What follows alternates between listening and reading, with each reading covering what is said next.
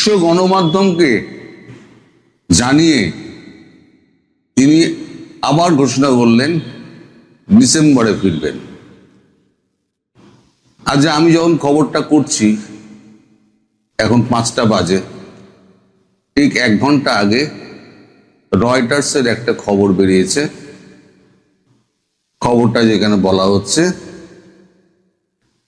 যে শেখ হাসিনা ডিসেম্বরের মধ্যে ফিরে আইনকে ফেস করবেন, আদালত ফেস করবেন। খবরটা এখানেই একটুখানি নতুন আছে। এতদিন তিনি বলেছিলেন যে আমি বিদেশে আছি, আমি ফিরব। Bangladesh Hasina plan December return with party colleagues to surrender. 1 ঘন্টা আগে, আজ 10 তারিখ বেরিয়েছে। সেখানে তিনি অনেক কথাই বলেছেন, অনেক পুরনো কথা। এর আগে এনডিটিভিকে বলেছিলেন, তারপরে আরেকটি কাগজে বেরিয়েছিল, সে বিদেশি কাগজ, সেটার নাম আমার মনে নেই। সেখানে তিনি বলেছিলেন ডিসেম্বর হয়তো হবে না, আরো আগেই আমি ফিরব। এবার স্পেসিফিক্যালি তিনি বলে দিলেন যে তিনি এবং ভারতবর্ষে যত নেতা মন্ত্রী আছে যাদের নামে নানান মামলা রয়েছে, তারা সহ সব একসঙ্গে দেশে ফিরবেন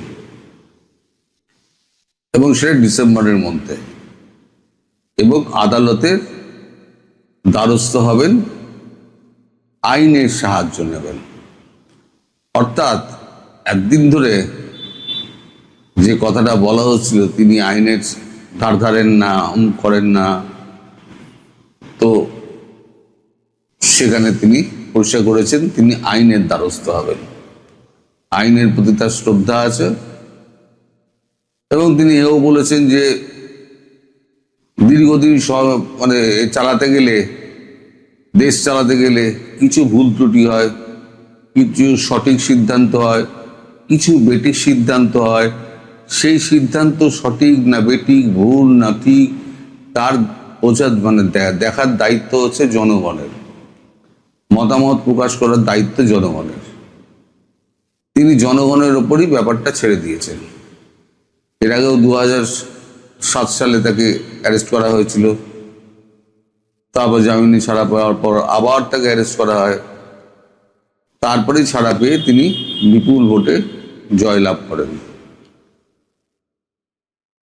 তো এখানে যেটা আর একটা মানে সূক্ষ্ম বার্তা আছে, মানে বোঝার জন্য আপনাদের বলছি, সেটা হচ্ছে এই রয়টার্সের প্রতিবেদক তিনি বাংলাদেশ সরকারের সঙ্গে এই ব্যাপারে যোগাযোগ করেছিলেন যে শেখ হাসিনা দেশে ফিরতে চান, আপনারা তো একদিন ধরে এক্সট্রাডিশন চাইছিলেন, এবার আপনাদের মন্তব্য কি? কেউ কোনো মন্তব্য করেননি। ভেবে দেখছি, পরে বলবো, এখন ও নিয়ে কথা বলবো না, এই সমস্ত মন্তব্য করে ছেড়ে দিয়েছেন। তার মানে দমটা নেই। আমি যেটা বলেছিলাম না, শেখ হাসিনা ফেরা মাত্র তাকে একবার আইনের বেড়াজালে বন্দি করে তাকে একেবারে আপেল টাপেলের সুযোগ না দিয়ে সোজা ফাঁসি কাটে ঝুলিয়ে দেবেন, সে সুযোগ নেই। কারণ বিশ্বকে জানিয়ে দিয়েছেন উনি দেশে ফিরছেন অমুক সময়। এবং দেখবেন আপনারা যেদিন যাবেন তার ঠিক 12 ঘন্টা আগে একটা ইন্টারভিউ দিয়ে দেবেন সবাইকে, যে আমি আমার এতজন লোককে নিয়ে দেশে ফিরছি। আর বাকি যা বেরিয়েছে সবই চর্চিত চর্বণ, এখানে আর নতুন কোনো কথা নেই। তার এই 15 বছরের শাসনে কি উন্নতি তিনি করেছেন, জনগণের কি অবস্থা ছিল, এখন কি অবস্থা আছে, সেই সমস্ত কথা। তার বিরুদ্ধে 1400 মামলা করা হয়েছে, তার মধ্যে অনেক ভুল ত্রুটি আছে, সেগুলো নিয়েও উনি কথা বলেছেন।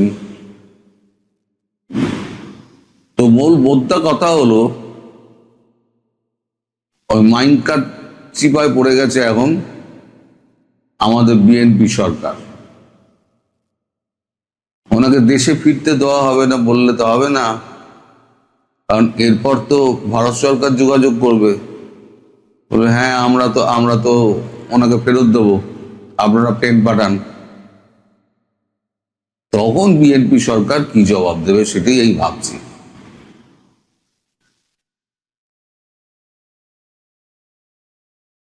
এখন সেটা অত্যন্ত গম্ভীর ব্যাপার। এখন না পারছে এদিকে যেতে, না পারছে ওদিকে যেতে, কি করবে? এখন সরকার যদি হ্যাঁ বলে তাহলেও মুশকিল, আবার যদি না বলে তাহলে সার্জিও ঘর থেকে আরম্ভ করে যারা যারা আছেন না এখানে, ওই মেন ক্রিস্টেনশন গলায় পা তুলে দেবে।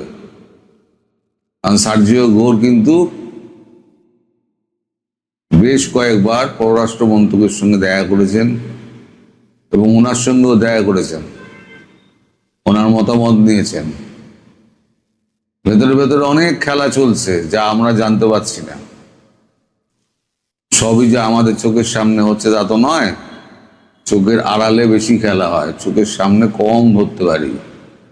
আমাদের যা বলা হয় সেটা খবর নয়, আমাদের যা বলা হয় না সেটাই হচ্ছে খবর। আমি বারবার বলি। তো এই প্রতিবেদক যখন ফোন করেছে তখন কেউ ফোনে আর সাড়া দিচ্ছে না। প্রশ্ন শুনেই তারা আমতা আমতা করে, না এখন ঠিক বলতে পারবো না, এখন ব্যস্ত আছি, পরে ফোন করবেন, বা অন্য লোককে অমুক লোককে ফোন করুন বলে সে কেটে দিচ্ছে। তিনি নির্দিষ্ট করে কারোর নাম বলেননি। উনি বলেছেন শুধু মন্ত্রণালয়ের সঙ্গে, পররাষ্ট্র মন্ত্রণালয়ের সঙ্গে আমি কথা বলেছিলাম। তো শেষে প্রতিবেদক হতাশ হয়ে ছেড়ে দেন, কেউ কিছু বলতে চাননি বলে ছেড়ে দেন। এই হচ্ছে আমাদের সরকারের অবস্থা। এই এত দুর্বল সরকার, সে ফাঁসিতে জড়ানো ঝুলিয়ে দেওয়ার কোনো হিম্মত দেখাতে পারবে? যেখানে প্রধানমন্ত্রী স্বয়ং তার দেশে ফিরছেন এবং পাসপোর্ট নিয়ে একটা জটিলতা আছে, সেটা নিয়েও উনি কথা বলেছেন। তো এখন সবটা নির্ভর করছে শেখ হাসিনা যাওয়ার আগে কটা দিনের ওপরে। এখন ভারত সরকার ভেতরে ভেতরে কি করছে আমরা জানি না, বলতে পারবো না। তবে এটা ঠিক, একটা গভীর খেলা হচ্ছে, জলের নিচে গভীর জলের খেলা হচ্ছে। কার হাতে কি দণ্ড আছে ভগবান জানে, কিন্তু খেলাটা সম্পূর্ণ বাংলাদেশকে ঘিরে, এবং এর মধ্যে মায়ানমার আছে, ভারত আছে, চীন আছে, রাশিয়া আছে, আর আমাদের ওয়াশিংটন ডিসি আছে। ওয়াশিংটন ডিসি তার সর্বোচ্চ শক্তি প্রয়োগ করছে ভারতের সঙ্গে একটা ভালো সম্পর্ক করার, আর সেখানে জানে যে হচ্ছে বাংলাদেশ হচ্ছে সব থেকে সফট এই ইস্যু ভারতের কাছে, অতএব বাংলাদেশ নিয়ে পড়ো। তাই সার্জিও ঘোর ওনার সঙ্গে এতবার দেখা করছেন। প্রথমে অনুমতি পাননি, তারপর ধীরে ধীরে অনুমতি পেয়েছেন। অনুমতি পাওয়ার পর বেশ কয়েকবার দেখা করেছেন। আগে আপনারা মানতে চাননি, এখন তো কাগজেই বেরিয়ে যাচ্ছে। সবকিছু আরো পরিষ্কার হবে, যত দিন আসবে তত আপনাদের কাছে পরিষ্কার আসবে, পরিষ্কার হয়ে আসবে। এই যে আপনারা আমায় এত গালাগাল করতেন, স্বপ্ন দেখছে, গাঁজা ভঞ্জিকা সেবন করেছে, আমি যখন প্রথম প্রথম বলতাম শেখ হাসিনা